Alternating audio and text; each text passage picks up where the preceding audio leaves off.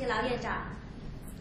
接住落嚟，我哋有請樂華製藥公司全球熱帶醫藥專案主管海寧傑博士為我哋分享將研發成果商品化 ，Quantum 複方好革命，把傳統中藥從實驗室發展成藥品監管部門批准的藥物。Now let's give a big hand to Dr. Heiner GRUENINGER to the stage. And Dr. GRUENINGER is the Global Program Head for Tropical Medicines at Novartis, and he will talk about the commercialization of R&D, Quantum, taking a TCM from laboratory to regulatory approval. So let me pass the stage to Dr. GRUENINGER. Thank you very much for the kind introduction. And good morning. It's great to be in this great city of Hong Kong, and I'm delighted to have been invited by the organizer and wish to thank you for having me. I was asked to share with you our experience of Coartem. Coartem is a drug for malaria. I'm not sure everybody is familiar with it.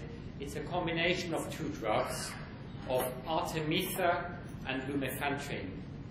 And artemether is I learned a new word this morning, an extract of a Chinese plant, namely Artemisia annua. So it's the active ingredient in the plant Artemisia annua. The other component of this combination therapy is lumefantrine. That's just a normal chemical substance, although it is also of Chinese origin. So what I want to share with you is how we together, or how the Chinese partner together with Novartis developed Coartem from its beginning all the way to regulatory approval. We heard from previous speaker that traditional Chinese medicines are in this field of tension between experience on the one hand and translating that experience into hard data that can be given to authorities, so authorities can make a data-driven decision whether this drug is effective, safe, and should be licensed for people. And I hope that this presentation sheds a little bit of light how this was done in the case of artemether lumefantrine.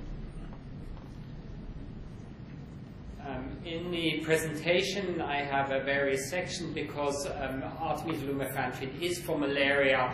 I thought it might be prudent to spend a few words on malaria disease, how it is prevented, and then, if you're unfortunate enough to get malaria, how it's treated.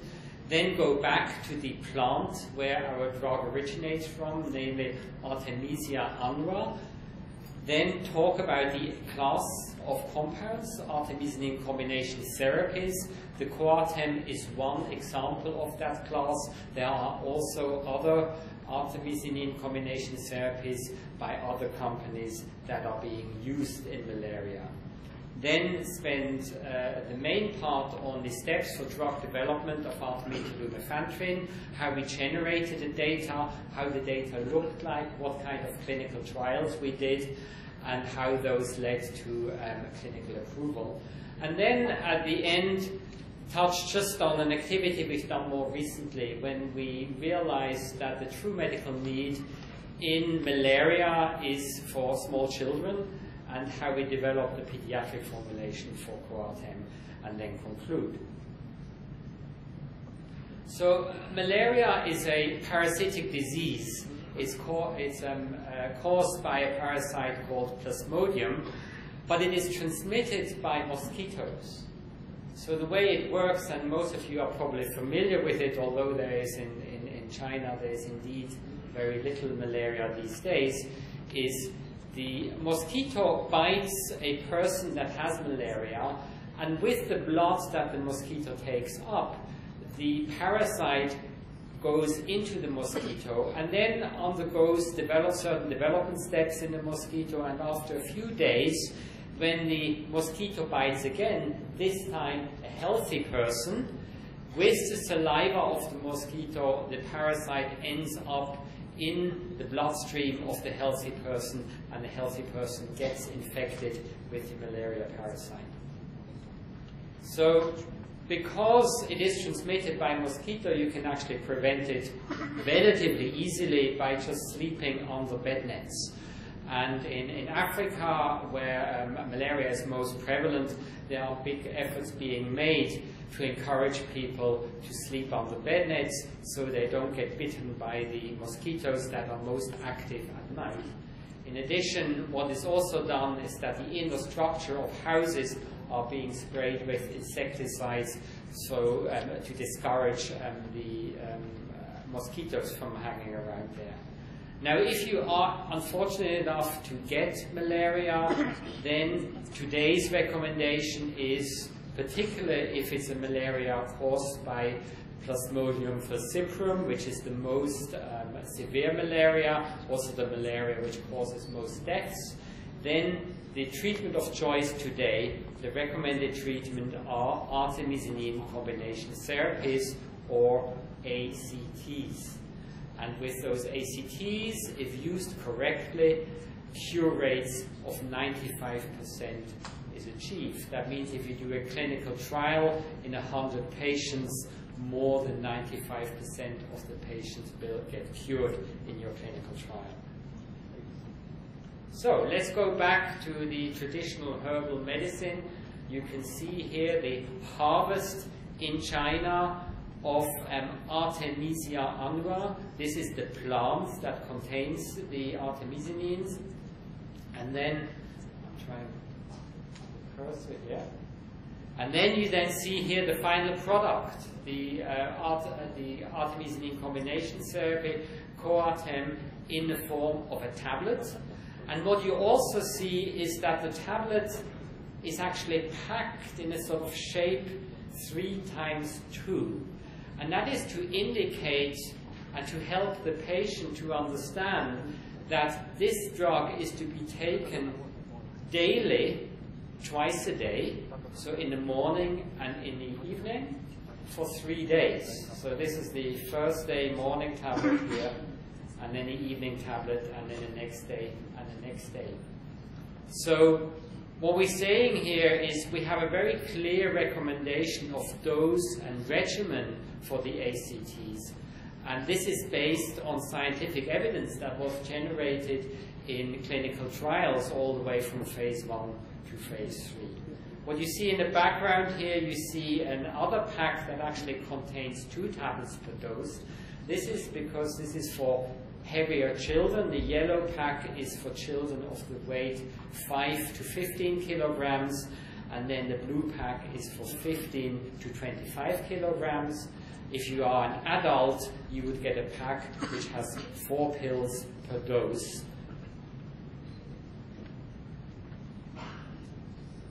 So artemisinins are extracted from the plant Artemisia annua, and the plant has been used for many, many generations in China as a remedy against fever. In the 1970s, last century, late last century, it was then identified that the active principle in those in Artemisia annua are the artemisinins, and the structure was elucidated. And artemisinins were widely used in Asia as monotherapy against malaria. If you go on the WHO, World Health Organization website, and read up on malaria and read up on WHO recommended treatment of malaria today, then you will see that the WHO recommends that artemisinin combination therapies are being used. So what they are saying is use combination of 2 drugs, and this is for 2 reasons. First of all, the patient will be cured faster and more effectively, so there's a patient benefit. And secondly, and that's probably almost more important because it's for the whole population, is by having 2 drugs, particularly by having a combination agent in addition to the artemisinin, where the combination drug is longer acting, you are protecting the very valuable artemisinin from resistance occurring. So to prevent resistance occurring too quickly, the WHO recommends today that combination drugs being used for malaria. And I've drawn here a sort of schematic representation where, for those who are interested in pharmacokinetics and pharmacodynamics, I can walk you through very quickly what's the basis of those artemisinin combination therapies and why they work particularly good for malaria. And what we've drawn here is the kinetic and the drug levels as they appear in the blood when you give a dose of, or a regimen of artemisinin combination therapy. The artemisinin, the artemether in the case of Coartem, it's green curve. You see that it accumulates very quickly in the bloodstream and is therefore there very quickly to act, but it's also eliminated very fast. The other component, the lumefantrine, in sort of purple or blue, is accumulating in the bloodstream more slowly, but it stays there much longer. It stays there much longer than the artemether.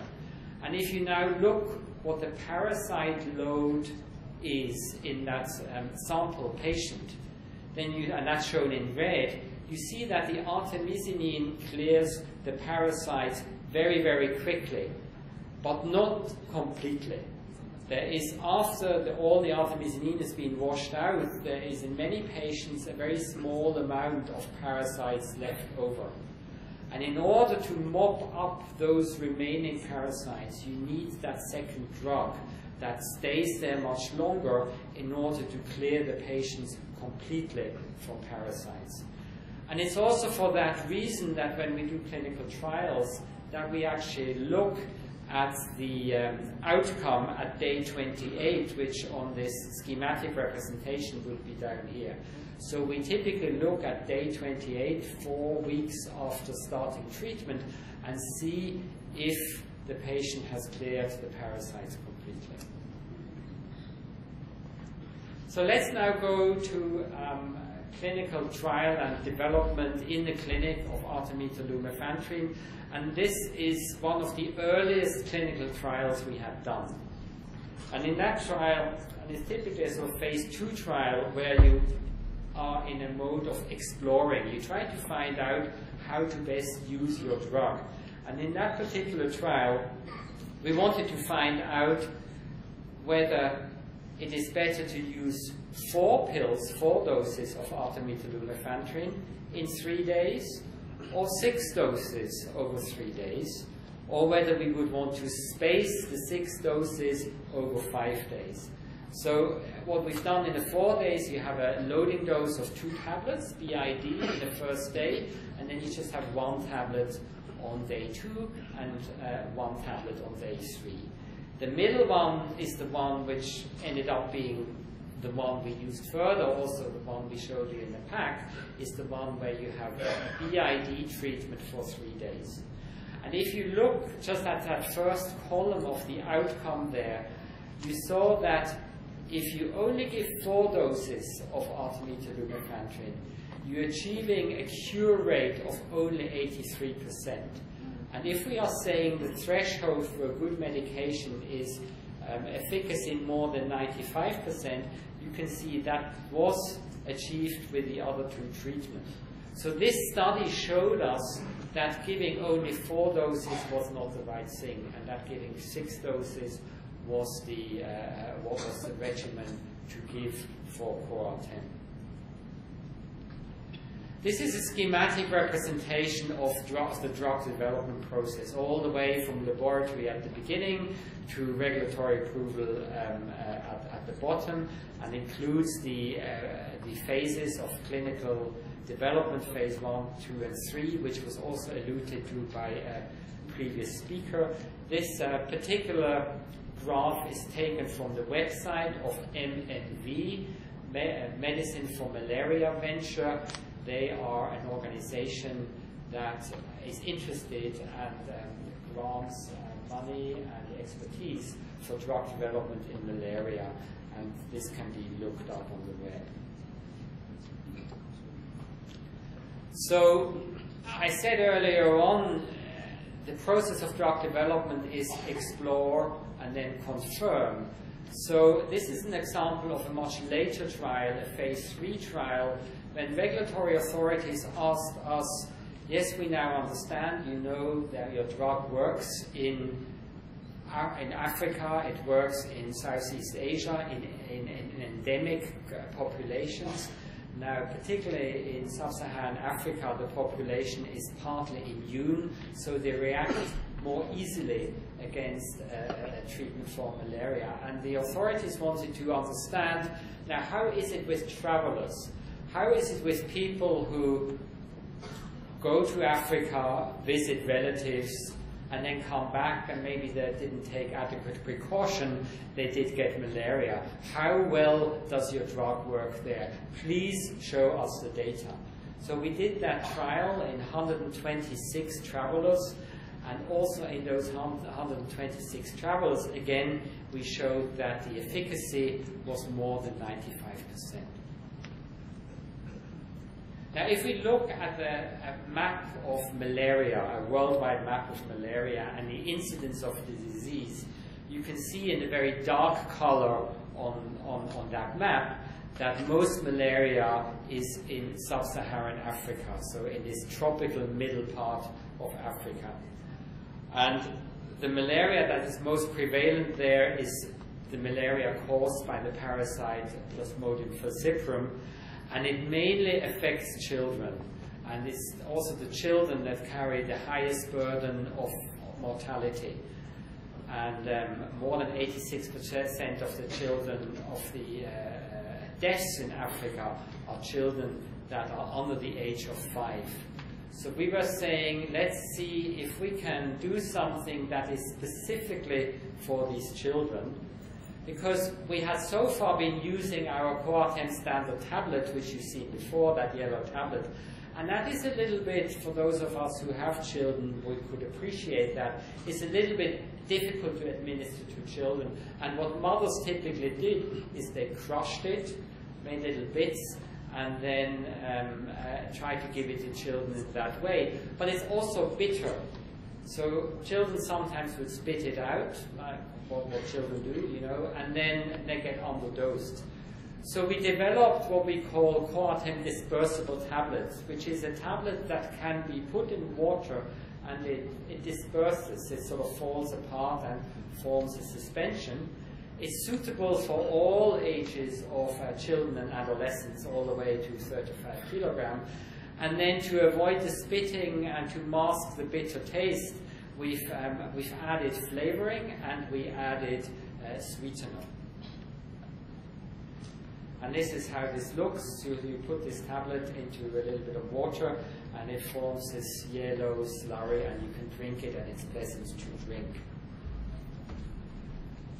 So to develop this pediatric formulation, and it's a nice showcase because it was a relatively simple development plan, just consisting of 3 steps, of 3 different clinical trials we had to do. We first had to show that indeed this new formulation was liked for children and it was suitable for children and they would indeed drink it and not spitting out. We then had to show in a pharmacokinetic study that the bioavailability, that the pharmacokinetic levels that are achieved in the blood, both for artemether and lumefantrine, are the same, both for the crushed tablet and for the dispersible tablet. And in the third step, we had to go indeed into a confirmatory phase 3 trial in children and show that the dispersible tablet had the same efficacy and the same safety and was not inferior to the crushed tablets. And I will just quickly show you the scientific data for each of those steps. So this is the palatability study, and we had to use what's called this visual analog scale, or in more normal words, you use smileys and frownies, where the child can point the finger on it and say like or not like. And the dispersible taste was much better liked than the crushed taste. And then when we also asked the caregivers, the mothers, whether they felt this was more convenient to use the dispersible tablet than to use the crush tablet. They were certainly very happy about using the crush tablet. And this gives you an example of how, for a relatively simple question, you create scientific evidence that is hard enough that you can also then publish in scientific journals, as was alluded to by previous speakers.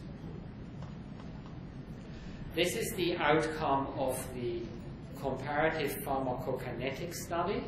So what we do is we have healthy volunteers, adults, that receive one dose of either dispersible tablets shown in red or crushed standard tablets shown in blue.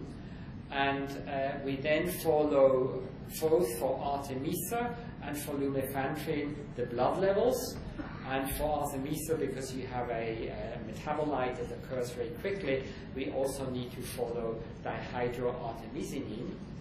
And maybe just on the side a remark, the axes have different scales. So it's hours at the it's hours here for the Artemisa and dihydroartemisinin, and then lumefantrine.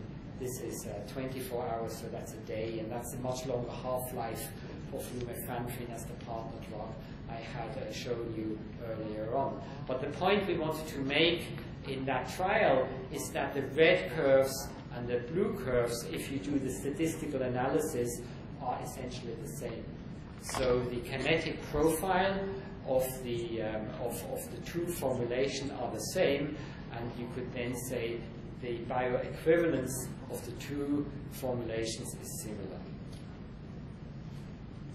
And the last trial was that efficacy trial, which was then a large confirmatory trial in 900 patients, so very big. It was a two-arm comparative trial where we compare crushed tablets with dispersible tablets, and we do the 28 days follow-up look at the cure rate at 28 days. Now, before I come to the results, I just want to share with you the environment in which you do malaria trials in sub-Saharan Africa. This is a picture of a typical health facility. So if you do clinical trials there, in order to be good clinical practice, GCP, you will probably help such a center with infrastructure. You will help them with microscopes to get proper diagnosis of malaria. You will help them with refrigerators to store your blood samples for your kinetic analysis. And then you will probably also do some training relative to GCP, case record data keeping, patient data keeping.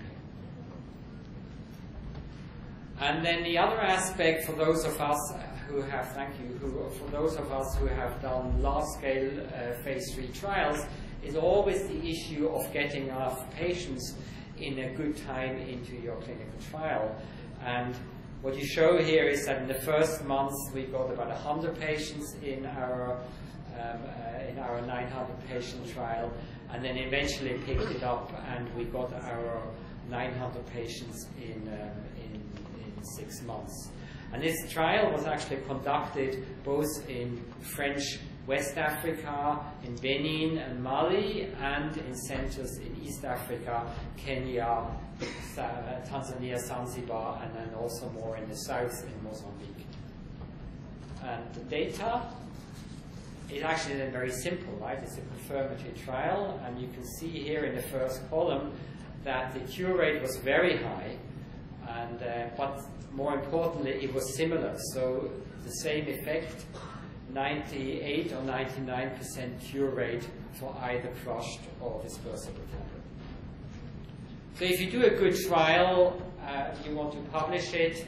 It's also good because it gets validated by peer review, and that particular trial then can be read up. It's by Salim Abdallah et al. In the Lancet in 2008. So, to conclude, the good news is that thanks to artemisinin combination therapy, the malaria map is shrinking. The malaria deaths are reducing, the child mortality is reducing. We used to say 30 seconds, unfortunately, every 30 seconds a child dies.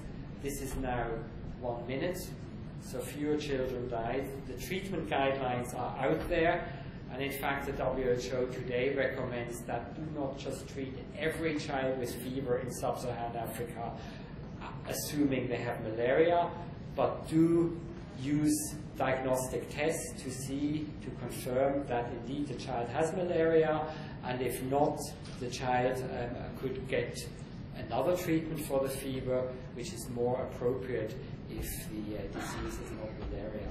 And you can also see the large number of Artemis Amines combination therapy, that drug that originates in China, and we're thankful for that, the large number of Artemis Amines combination therapies that are being procured worldwide these days. So finally, conclusion, the leaves of Artemisia annua have been used for centuries in China as a remedy for fever. In the 70s, last century, the artemisinin as the active principle was identified. Researchers in China then also identified lumefantrine and combined the two drugs. We then they partnered with Novartis, and we did the final step of the clinical development and achieved first approvals by health authorities in Switzerland in 1999, and then later on also achieved approvals through the pre-qualification process from the World Health Organization, and then more lately, as extensively presented here, we developed the pediatric formulation specifically for the needs of children. And with that, I want to finish. I want to show you this picture from Switzerland and show this long road of these hikers taking in the Alps, and it should represent the long road that drug development takes if you want to underline it with evidence. But eventually you get there, like these hikers get to the village, you get to regulatory approval. And with this, I wish to thank you for your attention.